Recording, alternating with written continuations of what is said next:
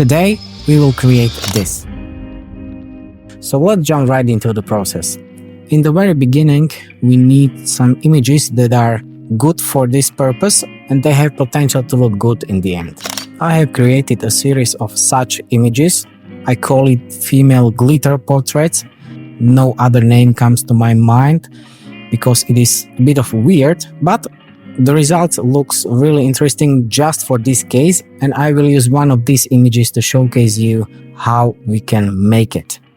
I just need to filter those images that are perfectly aligned because I will use a depth map later down the road, and if the head is tilted a bit it might cause a couple of problems. So I was thinking this one or this one, but this one looks a bit more interesting, so I'm gonna be working with it further. I will therefore upscale it.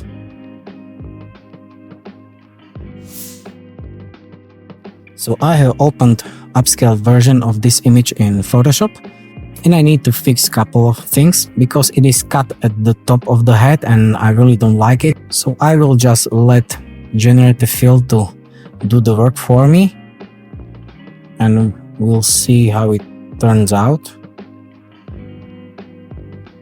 Let's make a rough selection, invert the selection, and I will let it do its job without any prompt because my experience is that most of the time it will somehow know how to do the job, and as you can see it works really good at the first try.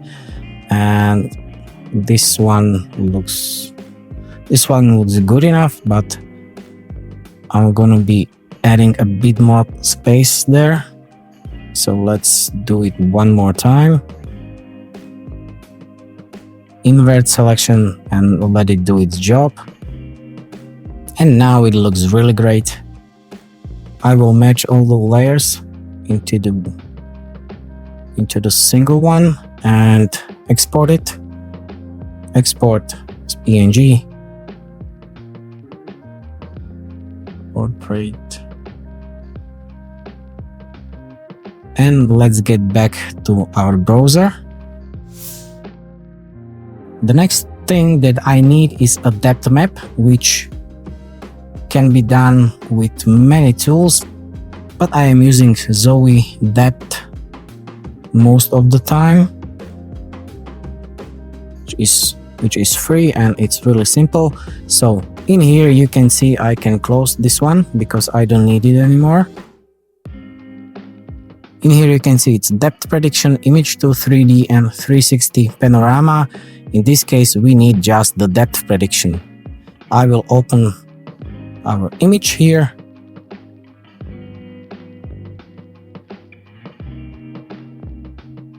Okay, so it's uploaded and I will let it do its job, and it will predict the depth map based on what's on the image. And as you can see here, it has been really quick.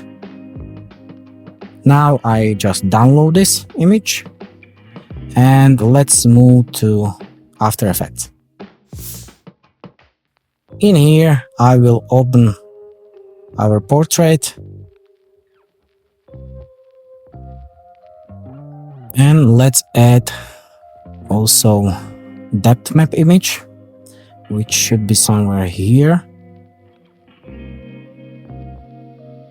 Depth map. And in here it is really simple. You just need to place both layers onto a timeline, and in the portrait layer you just need to add displacement map and set the depth map as the source of that map. And as you can see, if you turn that image, it will kind of possess that 3D look, but this is just to showcase you how this method works because I want it to be applied for video, and in this case it's just to test it out.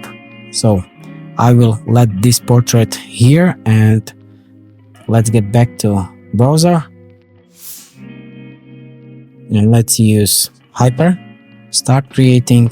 I will do the generation in Hyper and also in Runway because you never know which one will do the work better.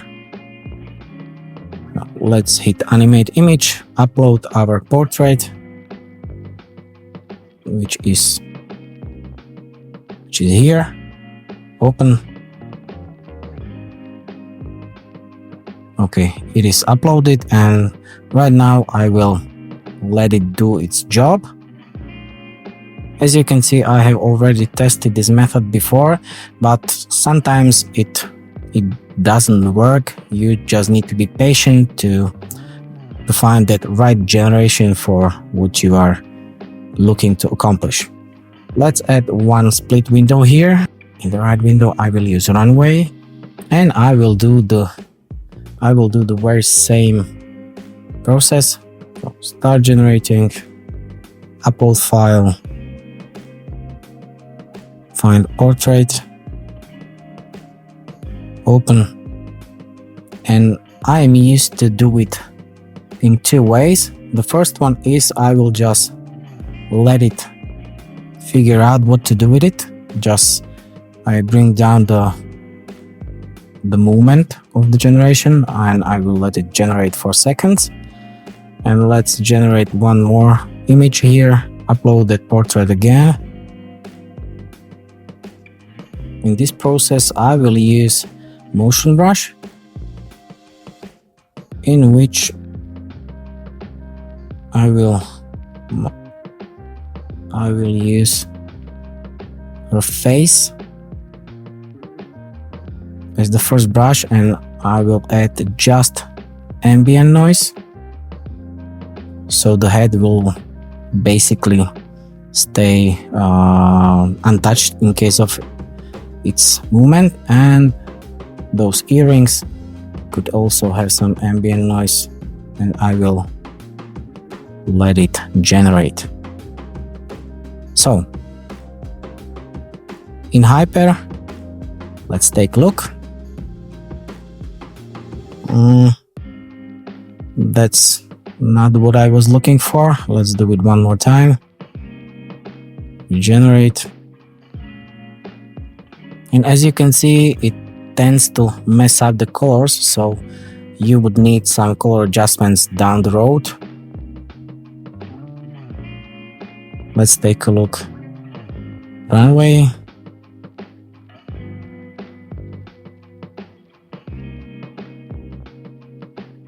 Okay, but this is too slow, and those glitters are not changing as I was expecting. Let's wait for this one. Actually, I can add one prompt here, which portrait of a woman with changing glitter on her skin. And let's do this method. Get back Runway. Let's check this. And now we are talking. This is much better.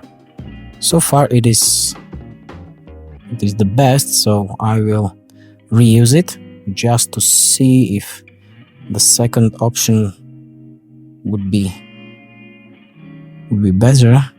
And I will add a bit more ambient noise to earrings while I let it generate. And let's back to Hyper.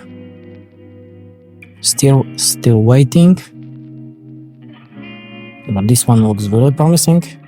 Okay, here quite good, but completely unusable for what I'm looking for. As I already told you, trial and error. I'm quite happy with this one, so if this one and this one won't do the job, I will use this one and extend it. Yes.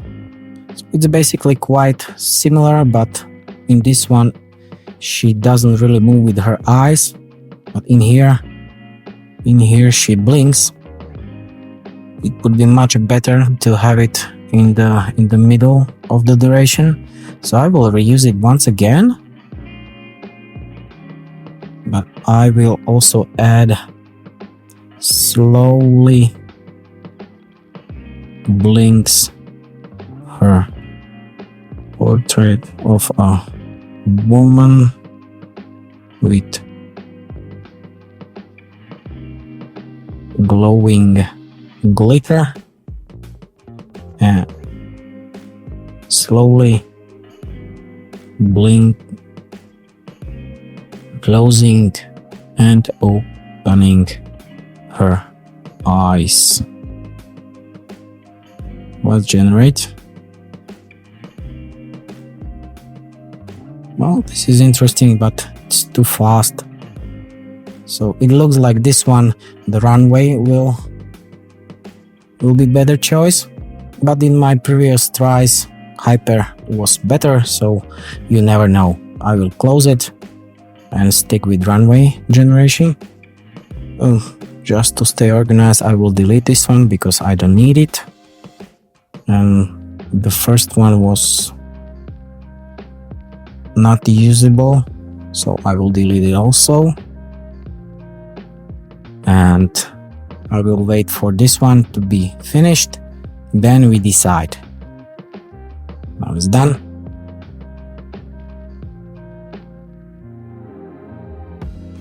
Well, this is somehow interesting because it blinks, but I like this one, those glitters, much more. Let's take one more look here. Sure, I will fix it somehow in After Effects. Maybe we can copy this texture in here so the eye won't be that much visible. I will extend it. Actually, this part of AI generating usually takes most of the time that you need for this to be done. With such video ready, put it together in After Effects is quite easy, as you will see. Great, it's extended and something really interesting is happening somewhere here, but we can work with it. I will download it and open it in After Effects. So let's put that generation here, and as you can see it's quite smaller. I don't obsess over it because we will fix that later. So let's eyeball this, and we can get rid of that portrait.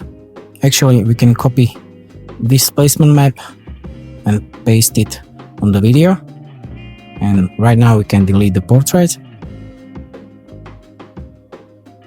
We can test it. So we have displacement map on our video generation, but in here we need to change center of the map to stretch map to fit, so it works, and as you can see it turns. It looks like garbage right now, but we'll fix that. Of course, the amount of motion that you can apply is limited, but for what we are looking for, it is enough. So let's add rotation to the right, and we can fix or somehow merge those bugs with fast box blur, and we will make it less sharp. And as you can see, it's not working, and that's because in here you are working with source and you need to also add effects and masks. So right now, as you can see, it's working. So with zero blur, it's as it was in the beginning, and once you add blur, it kind of blends in. So let's leave it at 40. And in here, let's get back to 5. And as I want it to be looped, I will extend composition. It's 8-second video. Let's change it to 20 seconds. I will extend that map and let's duplicate it. Actually, I will disable this displacement map. I will create the loop and then I will apply it. So I will need just to time reverse it and make it connected.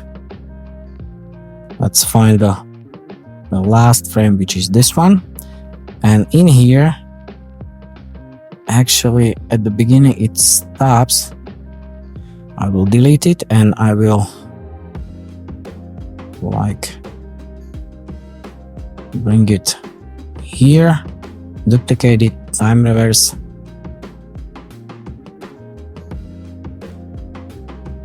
and right now it is much smoother.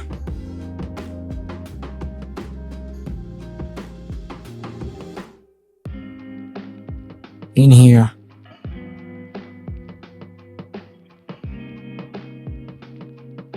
and as you can see, if we play it, it should loop, and it really does. But right now I kind of remember that those eyes looks like garbage, so I will do it for the third time. Delete this one, duplicate it. I will add a mask,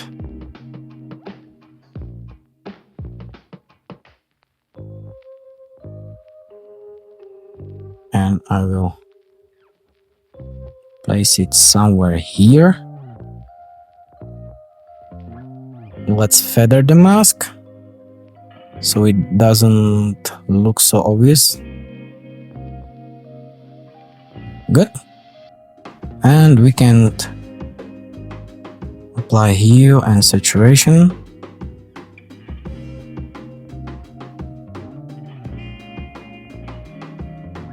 And make it a bit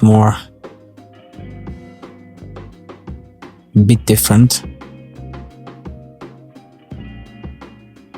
Just a little bit. And right now it's fixed. I will copy this displacement map and duplicate those two.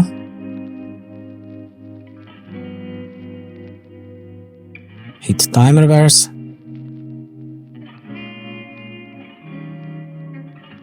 Check if it loops, and it does. Check the last frame. And right now I will decompose all those layers. And I will add displacement map right here, and now it's looping, and you are able to 3D rotate it. So I will create keyframes in here and also in here. But if you don't want to have that one frame in which it kind of blinks or stops, you just need to put those same keyframes after your loop ends, so it will move much more seamless. And right now I will move it to 1/3, and let's Let her turn bit right, bit up. In here, bit left, and bit down. Don't overdo it because it will look really bad. And let's ease keyframes and check it.